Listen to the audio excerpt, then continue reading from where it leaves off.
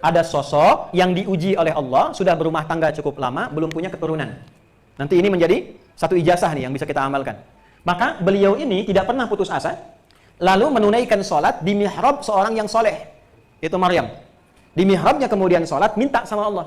Ya, dalam berdirinya, masih berdiri, itu minta. Hunalika da'a Zakaria Rabbah, qala rabbi habli min ladunka dzurriyyatan thayyibah, innaka sami'ud du'a. Itu dalam berdirinya, beliau berdoa, ya Allah, semua manusia mengatakan dan memvonis aku tidak mungkin punya keturunan, karena istriku punya keterbatasan.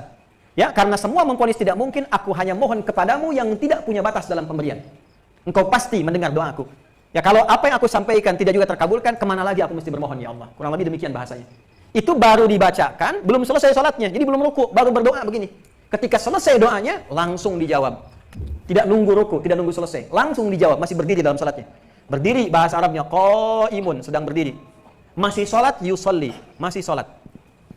Fa, mana fa-nya muncul di ayat 39? Fa, fanadathul malaikatu wa huwa qaimun, yusolli fil mihrab. Maka ketika doanya selesai dilafadzkan, turun langsung malaikat, langsung mengabarkan bahwa doa Anda dijawab oleh Allah. Anda dapat kabar gembira, langsung nanti akan punya anak, namanya pun diberikan oleh Allah, namanya Yahya. Annallaha yubashshiruka bi Yahya. Artinya hidup. Kan orang mustahil memvonisnya. Mustahil dari rahim seorang yang divonis, maaf, monofus dan mandul, lahir bayi yang hidup, kata Allah, tidak ada yang mustahil bagiku, lahir dan hidup dia.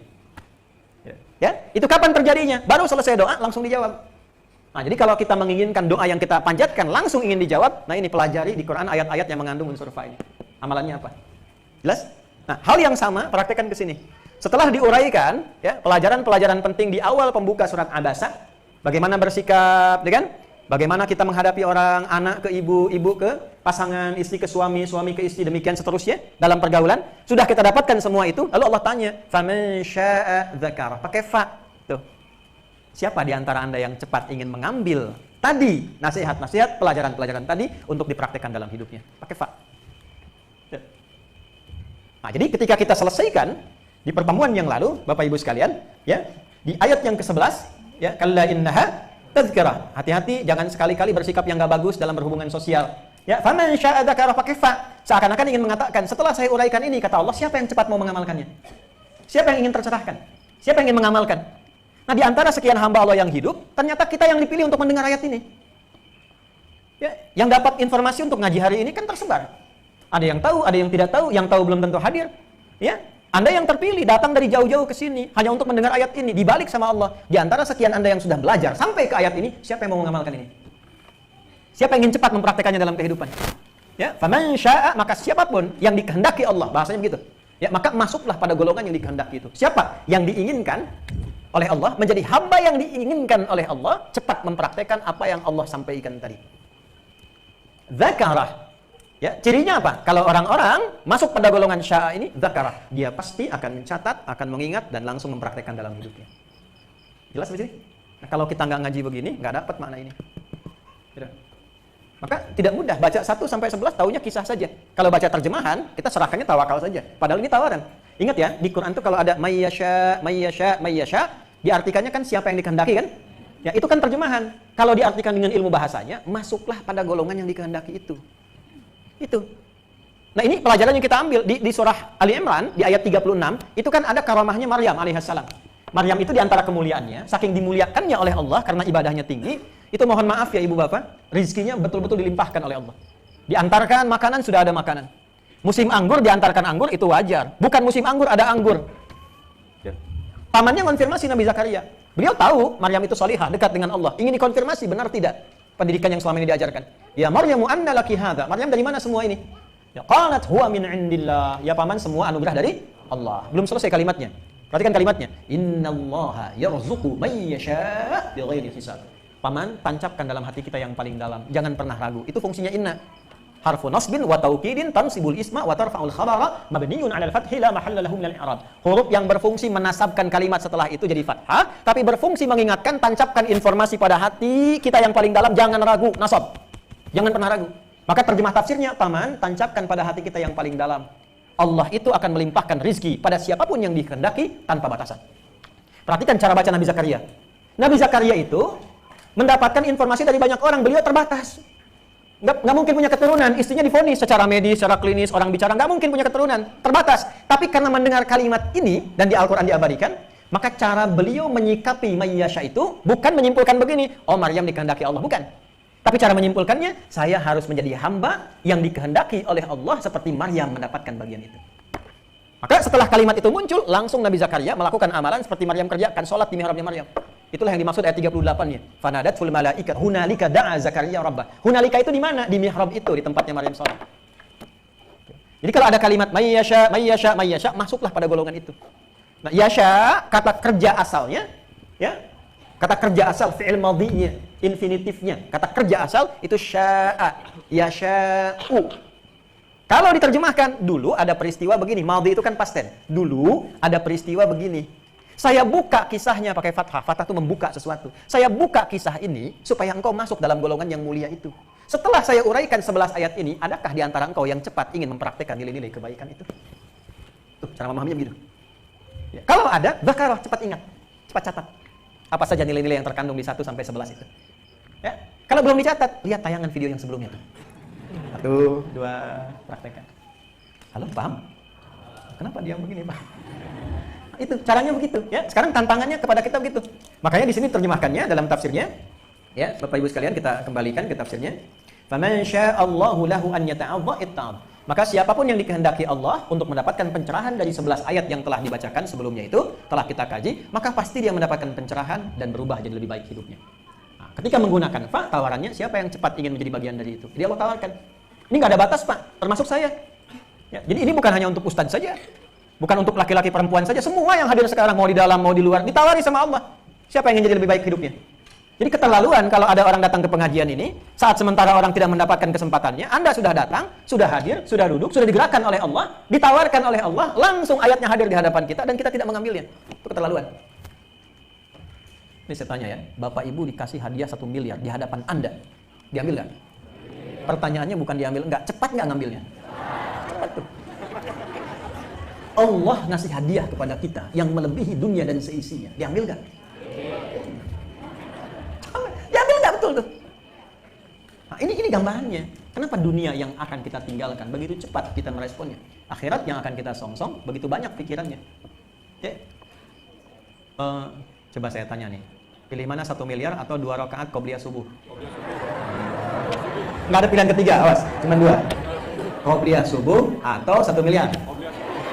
Yakin? Sebab di luar sana bahkan ada yang meninggalkan sholat untuk sekedar jaga toko. Ya, paham? Ya, rakaatul fajri khairun minad dunya wa ma fiha. Itu nilai di akhiratnya. Nilai di akhiratnya ya. Kalau bisa masih ngambil 1 miliar dan qobliyah subuh, mungkin bisa baik ya. Tapi kadang-kadang kan pilihannya, ujiannya tidak begitu. Ya, hanya pilih antara kerjakan atau tinggalkan. Ya, teruskan. Faman syaa'a dzakara, maka siapapun yang dikehendaki oleh Allah agar ia mendapat pencerahan, maka ia akan tercerahkan. Siapakah di antara Anda yang ingin jadi bagian dari orang-orang yang tercerahkan itu? Fi suhufim mukarramah. Yaqulu al-Qur'anu maktubun fi kutubin min Adam alaihi salam, atau di riwayat lain ini tercantum di dalam Lauh al-Mahfuz. Saya ulangi ya. Karimatun 'ala Allah. Ini disifati semua fi suhufim mukarramah, semua kemuliaan yang tercantum. Dalam pelajaran 1 sampai 11 dari Abasa sampai Kalla innaha tadhkirah. Sudah? Merupakan bagian dari kesatuan Al-Qur'an. 6236 ayat. Bagian dari 114 surat. Bagian dari 30 juz. 1 sampai 11 ini adalah bagian dari Al-Qur'an secara menyeluruh yang sudah dimuliakan oleh Allah jauh sebelum turunnya, sejak di Lauh Mahfuz. Bukan makhluk ya, tapi firman Allah yang sudah mulia sejak sebelum turunnya. Fi suhufim mukarramah. Ada yang mengartikan suhuf dalam tafsir Ibnu Abbas itu adalah lembaran-lembaran yang bahkan sejak sebelum diturunkan sudah mulia sejak di Lauh Mahfuz. Ya, dari era Adam diciptakan. Adam dicipta, ini di Lauh Mahfuz sudah ada kemuliaan-kemuliaan Al-Qur'an ini. Jelas sampai sini? Baik. Marfu'atin mutahharah. Perhatikan baik-baik. Perhatikan baik-baik, ini hal yang paling penting. Fi suhufin mukarramah, semua aspek-aspek yang mulia ini termasuk bagian dari ayat-ayat Al-Qur'an yang istimewa, bahkan jauh sebelum turunnya ke dunia sejak di Lauh Mahfuz. Nanti saya terangkan maksudnya. Okay? Marfu'atin, yang tinggi nilainya, bahkan tinggi posisinya sebelum turunnya ke dunia ini, di langit yang tertinggi.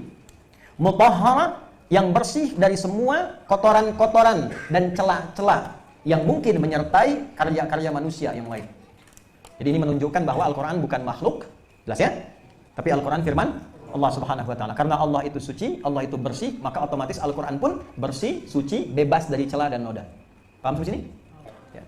Perhatikan, bi'aidi safarah, yang turunnya pun melalui malaikat-malaikat terpilih. Ya, saya ini kan letakkan dulu, ini terkait dengan keagungan Al-Quran. Saya terangkan dulu ya. Keagungan Al-Quran sejak satu di Lauh Mahfud sudah tinggi. Ya. Yang kedua,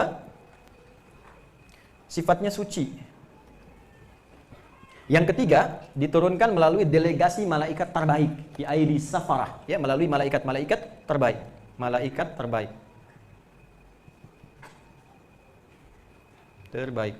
Kiramim bararah. Apa ukuran kebaikan itu? Satu, punya sifat kiram, mulia. Yang kedua, bararah. Nah, ini ada kiram, ada barun, bararah. Kalau sifat-sifat kiram nanti saya terangkan, berwujud sifat ketika dipraktekkan, ya, dipraktekkan dalam perilaku menjadi bararah, punya sifat yang mulia dan perilaku yang teladan. Sudah? Nah, sampai sini. Yuk, kita sekarang urutkan. Pelan-pelan ya. Bapak Ibu, Quran itu istimewa nggak? Baik, hebat nggak? Dari mana tahunya?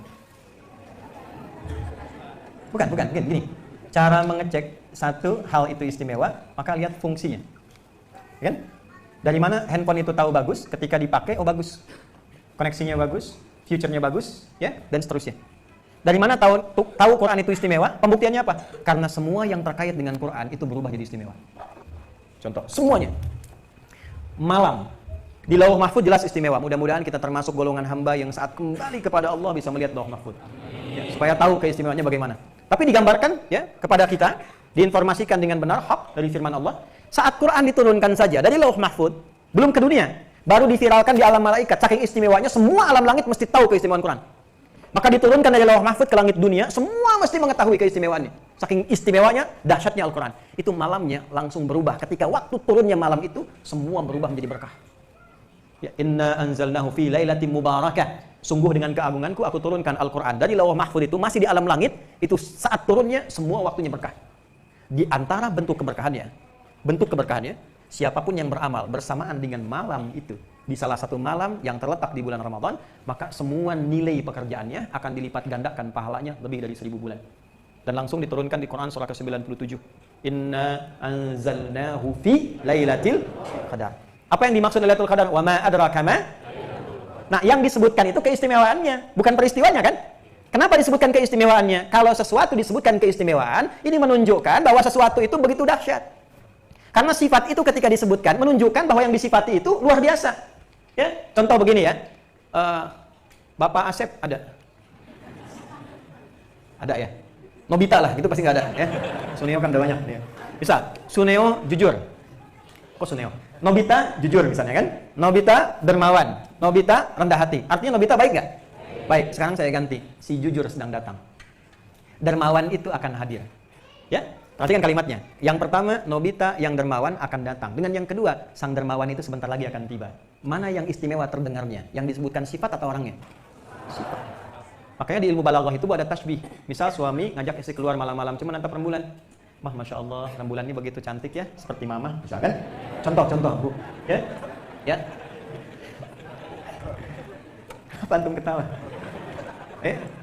Beda dengan kedua, ketika Anda melihat istri baru datang, Masya Allah, rembulan tiba. Ibu mau yang mana? Yang pertama atau yang kedua? Oh. Bapak senang mana? Yang pertama atau yang kedua?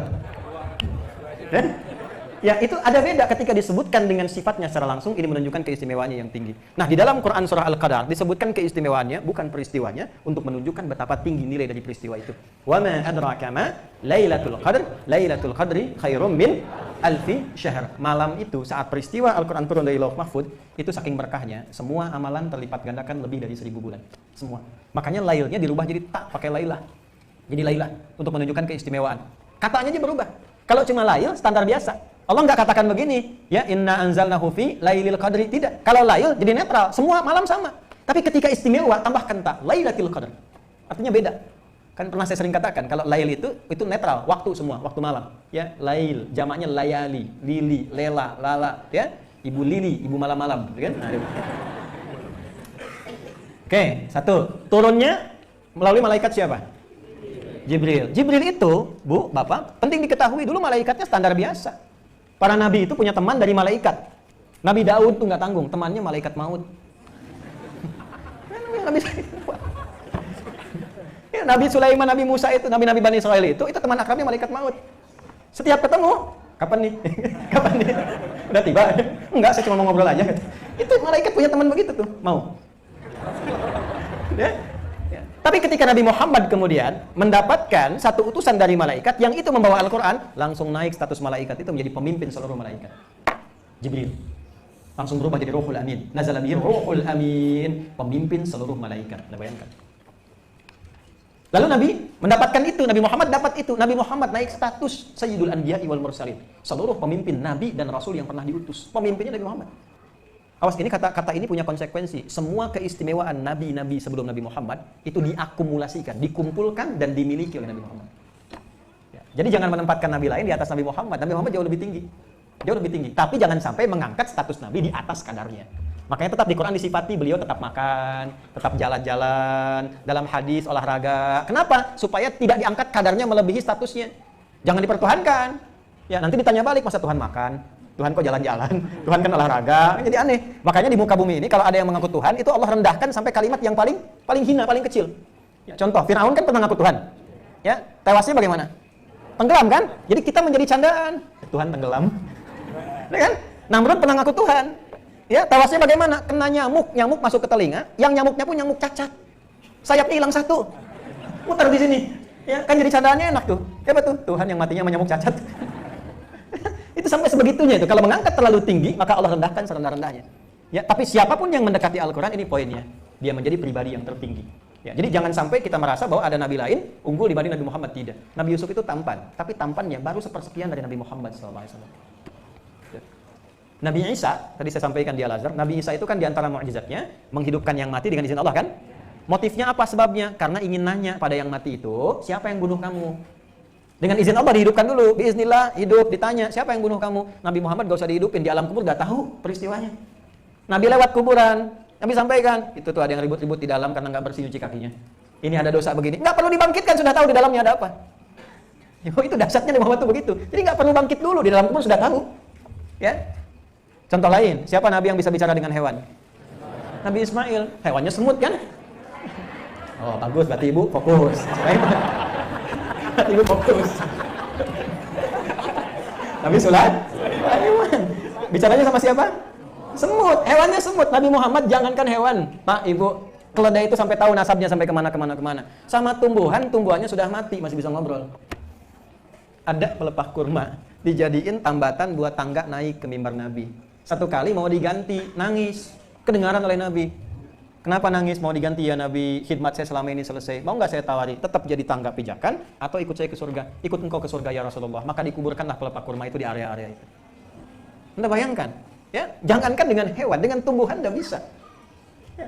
Nggak perlu takutkan awan. Nggak perlu takutkan awan. Awan ngikut sendiri sejak sebelum jadi Nabi. Nabi Sulaiman jadi Nabi dulu, baru taklukan awan. Son Goku naik dulu, baru panggil awan kinton. Dulu ya. Dulu tuh, ya, cerita-cerita 96-an. Nabi Sulaiman tuh panggil dulu baru datang. Nabi Muhammad nggak dipanggil, awannya ikut. Apa nggak baca sejarah dari kecil? Nabi berangkat itu kan, ketika beliau berniaga dengan pamannya, kan awan ikut di belakang tanpa dipanggil.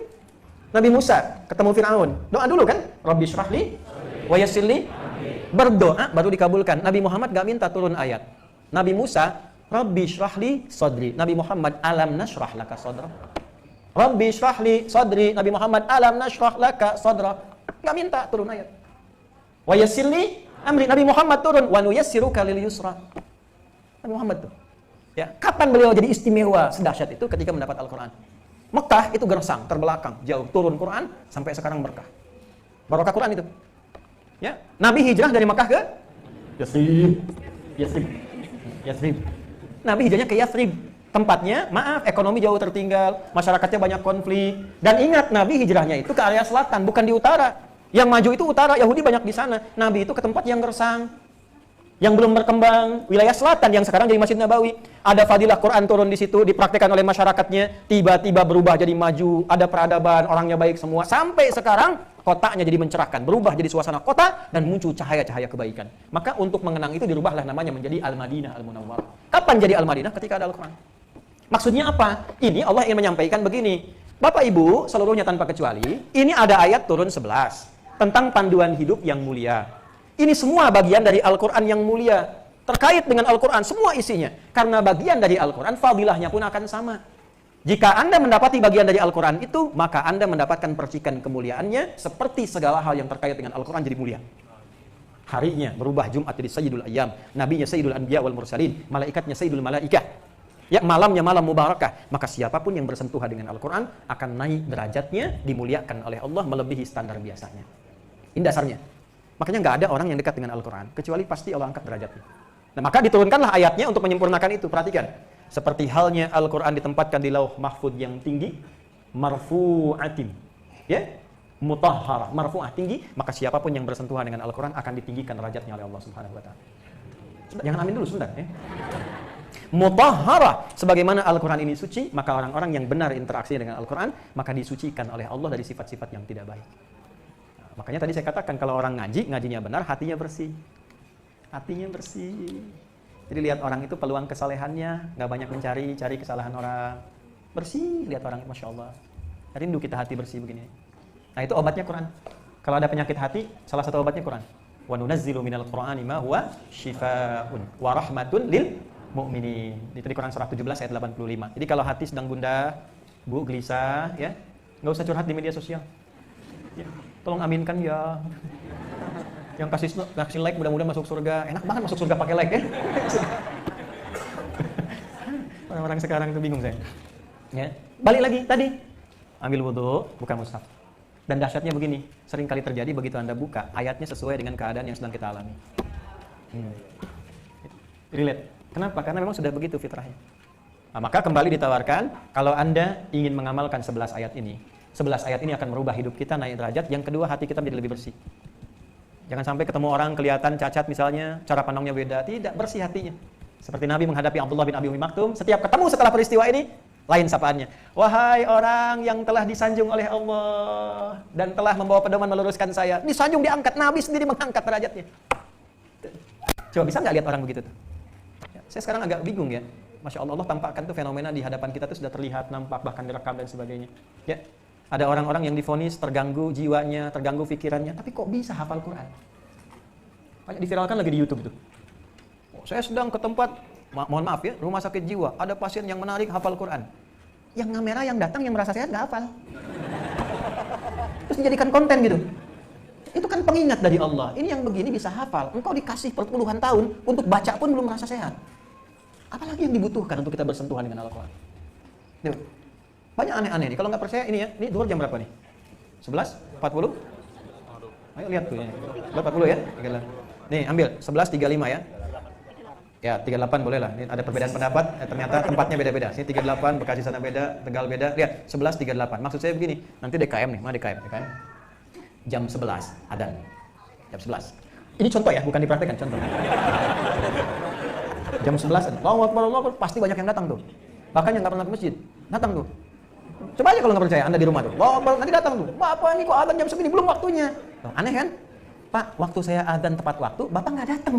Kenapa waktu saya adzan belum waktunya Bapak datang? Paham nggak? Nah, ini yang saya ingin maksudkan 11 ayat ini, walaupun 11 dari awal sampai ke 11 kala innaha tadzkirah. Kalau benar diamalkan, selain mengangkat derajat kita, membersihkan keadaan hati kita. Ada nadhafah, ada taharah beda. Nadhafah itu tampilan luar bersih. Taharah itu tampilan dalam. Ya? Kemudian ini kalimat menarik setelah itu. Kiramin bararah, lalu melahirkan karamah. Ya, karamah itu sifat-sifat mulia yang biasanya viralnya setelah meninggal. Tapi tampak dalam kebiasaan harian. Ya, ada aura yang positif. Kalau ngelihat mengingatkan kita dengan Allah, pengen ibadah. Nanti setelah meninggal tuh muncul cerita-cerita baiknya. Itu karamah. Beda dengan mukjizat. Kalau karamah disembunyikan, jadi orangnya nggak pengen tahu kalau dia itu punya sesuatu yang baik. Ya, kalau mukjizat harus ditampakkan sebab legitimasi kenabian. Bagaimana taunya Nabi kalau nggak ditampakkan? Makanya Nabi mendemonstrasikan mukjizat, menampakkan supaya tahu saya Nabi gitu. Kalau karamah tidak, bedanya karamah itu disembunyikan, orang jangan tahu. Ya, jadi kalau mengatakan karamah buka praktek dan ada papang plannya, ya misalnya punya karamah, nah itu pasti pebisnis itu. Ya. Malaikat kiramin bararah sudah sifat, makanya malaikat tak nampak. Ya kiramin bararah, pemilik segala kemuliaan, tak nampak dalam pandangan kita. Pernah ada Anda ketemu, saya malaikat Jibril, saya punya keutamaan loh, gitu kan nggak ada. Ya. Ya, nggak nampak, tapi semuanya istimewa. La ya'sunallaha ma amarahum wa yaf'aluna ma yu'marun. Ini cirinya karamah itu. Jadi karamah itu tandanya dua di Quran. Ya, bukan ciri-ciri fisikal, oh dia bisa terbang, bisa jalan di atas air, bisa macam-macam. Itu hal-hal terpisah. Yang mau saya katakan di Quran itu cirinya dua. Kiramin, pemilik karamah. Siapa dia? Malaikat. Apa ciri malaikat itu? Quran surah 66 ayat ke-6. La ya'sunallaha ma amarahum wa yaf'aluna ma yu'marun. Menjaga diri, tidak pernah bermaksiat kepada Allah dan selalu menunaikan tugas sesuai perintah Allah. Itu ciri orang punya karamah. Mau bicara, dijaga dulu. Kata-kata ini Allah suka enggak? Allah suka diucapkan. Allah enggak suka dia diam. Kan? Lihat orang mau marah, oh, Allah enggak suka. Cari kata-kata yang lebih baik. Mau jalan ke tempat tertentu diajak, tempatnya ternyata nggak bagus, Allah nggak suka. Dia bicara dengan cara baik-baik. Aduh, mohon maaf, pengen banget sebetulnya menyertai kamu ya pada acara ini, cuma saya ada sesuatu yang urgen sekarang harus dikerjakan. Jadi tidak menyakiti orang yang ngajak, tapi juga beralih kepada tempat lain dengan cara yang lebih baik. Nah, orang-orang yang berusaha menempuh jalan seperti ini, nanti Allah berikan kemuliaan pada dirinya. Nanti viralnya setelah meninggal. Ya, saat hidupnya biasa-biasa saja, setelah meninggal baru orang banyak cerita. Si fulan ini begini, si fulan ini kalau makan seperti ini, amalnya begini, nggak ada orang tahu ternyata dia senang bangun malam. Ternyata nggak banyak orang tahu dia tuh hafal Quran sebetulnya, tapi nggak pernah cerita gitu. Nah, itu sesuatu yang luar biasa. Wa yaf'aluna ma yu'marun, apa saja diperintahkan dia cepat kerjakan dan tidak harus orang tahu. Fudail itu bin Iyad tuh begitu yang tadi saya sampaikan itu. Beliau tuh selalu mencari tempat dan cara tersembunyi. Jadi kalau ke satu tempat sudah viral, orang tahu, pindah tempat. Pindah tempat supaya nggak banyak orang tahu, ngerjakan ini, ngerjakan itu. Orang tahu itu pada porsinya saja. Ngajar banyak orang silahkan. Tapi di luar itu berusaha menyembunyikan amalannya. Sama pada dirinya, ini viral di kalangan ulama, itu selalu menunjuk dirinya mengatakan ya musi, kamu itu masih buruk, orang yang kamu pintar padahal masih bodoh, orang yang kamu baik padahal masih banyak salahnya. Itu terkenal sekali. Beliau selalu menghisab dirinya demikian. Imam Nawawi kalau malam itu lihat sirahnya, beliau selalu bangun di malam hari, cari sudut-sudut yang remang di masjid, lalu mengatakan ini di dalam sholatnya, waqifuhum innahum mas'ulun. Nawawi, jangan merasa aman, seakan kamu ini sudah soleh, banyak murid, jadi hebat. Tetap kamu nanti kalau dihisab bagaimana diperintahkan oleh Allah pada malaikat. Hentikan Nawawi, tanya dulu dia, hisab dulu dia. Jadi selevel Imam Nawawi pun yang luar biasa, yang soleh, yang nggak sempat nikah karena saking rajinnya ibadah dan mengajar karena Allah, itu mohon maaf malamnya masih bangun dan merasa belum aman dalam hisab. Nah ini kiram.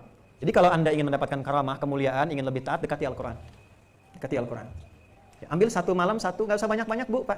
Semua nasab yang terkait dengan sanad riwayat Al-Quran yang belajar dari Quran selalu mengatakan kami kalau belajar nggak banyak-banyak dari sahabat manapun, paling 5 ayat paling banyak. Yang paling istimewa 10 ayat. Lalu setelah kami baca, benar bacanya, belajar dulu sampai paham isinya, amalkan dulu baru pindah. Ada yang hafal Quran 20 tahun, yang Al-Baqarah saja. Hafal Al-Baqarah Bu 20 tahun. Orangnya jenius. Ya. Kenapa kok bisa lama? Bukan karena lamanya, dia menikmati hafalannya dan menikmati amalnya. Sehingga hafal Quran dengan ilmu dan amalnya. Sampai meninggal hafal 30 juz, tapi menikmati Quran jadi bagian kehidupan. Quran itu terasa nikmat kalau diamalkan. Kalau Anda nggak ngamalkan, nggak kerasa keistimewaan Quran. Contoh gini ya, ini nih. Kan ada di Quran, wa qadha rabbuka alla ta'budu illa wa bil walidaini ihsana. Al-Isra ayat 23, kan? Aku telah tetapkan membuat keputusan supaya kalian beribadah kepadaku saja dan buktikan benarnya ibadahmu kepadaku dengan meningkatkan baktimu pada orang tua. Kalau Anda ingin tahu cara menikmati ayat itu, pulang dari sini, berbakti pada orang tua. Cium tangannya, ucapkan terima kasih. Maaf Pak, terima kasih merawat saya sampai hari ini. Mohon maaf kalau ada hal-hal yang kurang berkenan sampai detik ini. Semoga Allah muliakan Mama, Papa, lebih daripada apa yang Mama, Papa berikan padaku saat ini. Minta maaf, Ma. Cium tangannya. Silahkan rasakan nikmatnya bagian dari ayat itu walaupun cuma satu kata. Wabil walidaini ihsana. Itu terasa nikmatnya. Baru Anda rasakan pelukan orang tua, air mata mengalir, tenang diri Anda. Kalau sudah meninggal, datangi misalnya makamnya, berziarah, minta pada Allah kebaikan, minta tambahkan cahaya, pulang dari situ tenang hati, baru terasa nikmatnya Quran. Anda kalau ngaji biasa, ngaji baca, insya Allah pahala dapat sesuai keikhlasan. Tapi kenikmatannya belum terasa. Kehusyuan ada, tapi kenikmatan itu baru bisa dirasakan ketika dipraktikkan. Kapan makanan enak itu terasa enak? Bukan saat diinformasikan, saat dicoba makanan itu baru terasa enaknya. Kalau nggak percaya silakan, bulan depan di Anur ada snacknya, misal ya. Misal, ada 2 kali itu kasih misal tuh, misal. Contoh. Kapan itu terasa nyamannya? Ketika dimakan. Makanya sebagian bercanda makanan enak itu bid'ah kalau dibicarakan, sunnah kalau dimakan. Kayak bikin status tuh. Anda kalau ingin merasakan nikmatnya Quran, amalkan. Ini 11 ayat belum kerasa. Kerasanya kapan? Ketika keluar senyum, sapa dengan baik. Alhamdulillah, kemarin antum hadir kajian juga ya? Iya, Masya Allah. Di mana tinggal, hubungan, saling mendoakan. Baru kerasa nikmatnya. Kan dalam kehidupannya ini, bararatun. Orang yang ngaji Quran dengan sifat ini, ditemani malaikat, dan kemudian mendapatkan sifat bararah. Ya? Alladzi yaqra'ul Qur'an wa huwa hafidun 'alaihi ma'as safaratil kiramil bararah. Itu hadisnya. Orang yang ngaji Quran dan menjaga Qurannya, dia praktekkan, dia hafalkan, maka ditemani oleh malaikat yang merubah dan membimbing dia bersifat mulia dan mengajak dia berperilaku teladan dalam kehidupan. Qurannya hadir. Jadi kalau sudah dekat dengan Quran, yang keluar ayat, Pak, Bu. Bukan perilaku kita lagi, ayatnya keluar. Dia mau ngelihat kulil mu'minina yaghuddu min absarihim, jaga pandangan yang benar. Mau bicara yang enggak bagus, la yarfa'u minkum. Ayatnya muncul. Urut gitu. Ya, belum hafal dibimbing. Malaikat bimbing. Ya, kan ada malaikat yang menemani kita, raqibun atid, ya, itu nanti membimbing, memberikan masukan pada jiwa takwa. Kalau nggak pernah dilatih dengan Quran, setan yang aktif, memprovokasi nafsu. Makanya Quran menyebutkan malaikat sejumlah 88 kali, setan disebutkan sebanyak 88 kali. Kalau nggak percaya, ini bisikan normal tiap hari datang. Nanti menjelang adzan tuh. Begitu adzan, Allahu Akbar, Allahu Akbar. Ya Allah, sudah adzan. Gitu kan? Ya. Tapi setelah adzan selesai, la ilaha illallah, baru adzan belum qomat. Ini juga sama sekarang, malaikat bilang sabar ya, dengarkan, catat, baik nanti amalkan. Setan mulai, jam berapa sih mau selesai? Udah gerah nih, nah ini nih, kapan nih selesainya? Ya, bisa jadi, gak apa-apa, itu normal dalam kehidupan. Tapi intinya apa? Ini, kiramim barara. Sampai sini selesai kita. Jadi kesimpulannya, semua yang terkait dengan Al-Quran akan membimbing dan merubah kita, bahasa kerennya bertransformasi menuju perilaku dan nilai-nilai yang baik. 11 ayat di surah Abasa dari 1 sampai 11 memberikan bimbingan kepada kita tentang cara berinteraksi secara sosial dengan orang-orang lain yang hidup di sekitaran kita. Bagaimana kita bersikap yang sama baik kepada setiap golongan. Bagaimana kita bisa menempatkan sesuatu dengan cara yang benar. Bagaimana kita bisa mengukur setiap materi perkataan sehingga bermanfaat untuk orang-orang yang hadir di sekitaran kita. Kalau semua itu bisa kita lakukan dengan keyakinan kita ingin mengamalkan Al-Quran, maka Allah akan angkat derajat kita, akan membersihkan hati kita, dan merubah perilaku kita dengan sifat-sifat yang baik, sehingga hidupnya menjadi teladan, wafatnya akan dikenang. Itu kesimpulan pembahasan kita di kesempatan kali ini. Saya akan lakukan pendalaman, barangkali 5-10 menit untuk bisa menjawab pertanyaan-pertanyaan yang Bapak Ibu sampaikan. Assalamualaikum warahmatullahi wabarakatuh, Ustaz Adi. Assalamualaikum warahmatullahi wabarakatuh. Salam ta'zim Ustaz, dan salam juga untuk Anda. Semoga Allah memuliakan Anda lebih baik dari apa yang Anda sampaikan pada saya. Bolehkah saya mengajar Iqra dan Al-Quran di rumah, sedangkan background saya bukan pondok pesantren dan sekolah agama, hanya sekolah SD, SMP, SMA, dan juga saya tidak memiliki guru secara pribadi, hanya mengikuti kajian Ustaz Hadi Hidayat dan ustazah lainnya di YouTube ataupun secara langsung. Jazakallahu khair. Gini, syarat untuk mengajar Quran itu bukan lulus SD, SMP, SMA, atau yang S-nya sampai 6. Kan kita sekolah 6 kan? SD, S1, SMP, 2, SMA, 3, S1, S2, S3, kan? Nah, syaratnya bukan itu. Syaratnya punya kapasitas dan kualifikasi untuk mengajar. Ya, sederhananya sudah memahami, mengerti apa yang akan diajarkan. Kata Imam Nawawi, wala yata'allamu illa mimman takammalat aw kamulat ahliyatuhu. Hendaklah seorang itu belajar kepada guru yang menguasai materinya. Kalau sudah menguasai materinya di qiraati atau di Iqra, kan? Atau di Al-Qur'an dasar-dasar untuk mengajar, silahkan mengajar. Ya, paling bagus nanti ada konfirmasi dari guru dulu supaya sebelum mengajar benar bacaan kita. Karena kemuliaan Quran itu diikat dengan talaqi. Ya, supaya benar yang diucapkan itu benar. Bagaimana kita bisa mengajar kalau belum diverifikasi apa yang kita baca itu benar? Maka kalau sudah belajar baca misalnya, coba kepada guru yang tahu, yang paham, cek dulu, saya benar nggak bacanya. Ketika guru mengatakan, udah bagus, udah baik, Anda ingin mengajarkan, nah itu istimewa, bagus. Jelas ya?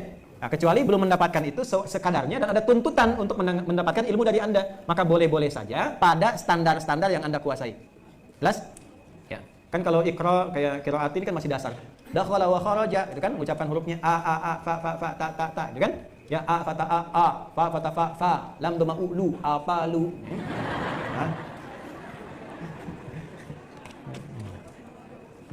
Anda jawab nanti kan, ba kaso i bi, san sin kaso sin pata a sa, ya kan? A pata a jim pata a ja, kan do lam do ma lu bisa aja lu. Ngaji itu harus menyenangkan ya. Kan belum kita baca Quran baru baca kan? Kalau baru metode baca nggak dituntut paham, nikmati aja. Nikmati aja, kecuali sudah baca Qurannya baca yang betul. Dulu kan waktu baca di SD juga begitu, nggak dituntut paham kan? Ini Budi, ini Ibu Budi, ini anak Budi, ini tetangga Budi. Kan kita nggak pernah dikasih tahu itu si Budi siapa. Dari mana dia asalnya? Ya kan? Nggak dituntut tahu kan? Yang penting kita bisa baca. Jangan terlalu serius Pak ngajar anak-anak itu. Ya. Tapi mesti ada kesungguhan juga supaya benar adabnya. Kadang mendisiplinkan adab. Ya. Dulu saya ngaji itu ada penggaris di samping, ada rotan, biasa aja. Ya. Kena pukul, alhamdulillah. Ya. Pulang ke rumah kenapa nak pukul? Salah, sini mama tambah. Kan kita nikmat aja biasa. Ya. Jadi guru juga punya tanda. Ibu harus ada satu masa memang untuk menjewer. Bukan sengaja pengen ngejewer, bukan. Satu kali akan ada tanda. Mana buktinya engkau pernah mendidik anakmu? Maka telinga di anak itu akan bicara, ya Allah saya pernah dijewer oleh ibu ini supaya saya sholat. Afirmasi. Jangan sampai anak baru disentuh sedikit sama sapu lidi di sekolah adalah polisi. Pasti viral video ini. Lagi. Ya. Sudah restoratif justice saja. Ngobrol-ngobrol, damai. Kalau anak salah perbaiki. Jangan terlalu dibikin-bikin lah. Ya. Apalagi sudah ngaku salah diminta sekian-sekian kan tidak tepat. Meninggal. Kita doakan baik semua ya, damai. Assalamualaikum warahmatullahi wabarakatuh. Dalam Islam, apa hukumnya seorang muslim untuk menghafal Al-Quran? Mohon beri kami semangat lagi untuk menghafal Al-Quran. Semangat! Semangat! Menghafal Al-Quran, semangat! Ya. Jangan putus semangat. Ya. Ya, hukumnya pertama ada yang sifatnya fardu ain yang dibawa ke dalam ibadah mahdhah. Contoh, Al-Fatihah, wajib hukumnya. Sebab menentukan rukun dalam sholat. Ya, kan ada bagian dari Quran itu satu surahnya namanya Al-Fatihah. Itu rukun dalam sholat. La sholata liman lam yaqra bi Fatihatil kitab. Sholatnya tidak bernilai kalau orang nggak baca Al-Fatihah, kecuali nanti di belakang makmum. Ya, jadi makmum maksudnya di belakang jadi makmum, depannya imam.